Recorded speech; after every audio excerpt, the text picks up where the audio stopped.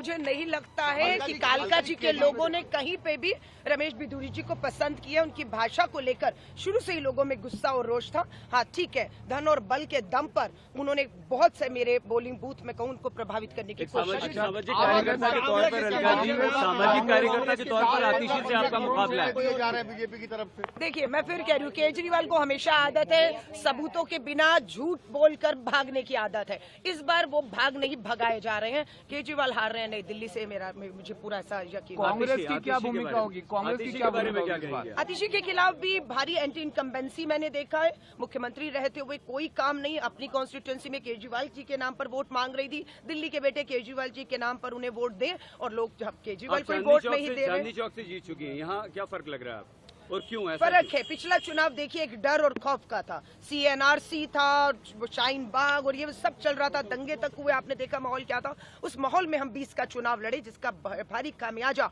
जब मुद्दों से भटकेंगे तो कांग्रेस को नुकसान होता है। और इस बार हमारी कोशिश थी कि मुद्दों से ना भटकने दिया जाए। जो CNRC का डर खौफ था वो इस बार नहीं था। अस्तित्व की लड़ाई भी दिल्ली में कांग्रेस अपनी लड़ रही है। आपको लगता है कि इस बार कुछ आप यहाँ पर असर दिखा पाएंगी? देखिए, अस्तित्व की बात करेंगे तो देश में बीजेपी के 400 पार के नारे को, रथ को, तानाशाह को रोकने वाला सिर्फ कोई था तो राहुल गांधी जी थे। बहुमत नहीं मिला और हम लोग 100 सीट लेकर लोकसभा में हैं।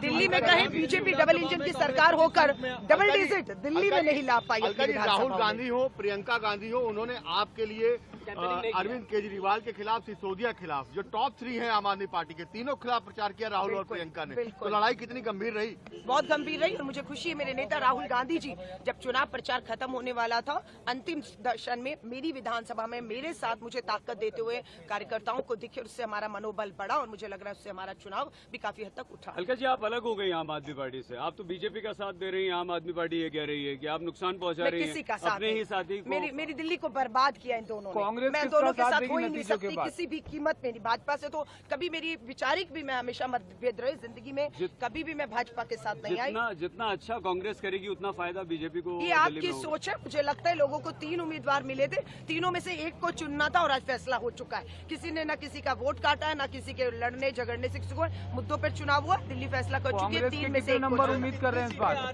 देखिए, हम मजबूती से लड़े। अब कहना मुश्किल होगा क्योंकि मैं खुद चुनाव लड़ रही थी। मैं कालका जी में सारा समय रही, मैं दिल्ली की दूसरी किसी सीट पे नहीं जा पाई। अगर मैं महिला कांग्रेस की राष्ट्रीय अध्यक्ष के तौर पे अगर पूरी दिल्ली में प्रचार कर रही होती, एग्जैक्ट नंबर बता पाती, लेकिन मैं कालका जी दिल्ली का बता दीजिए।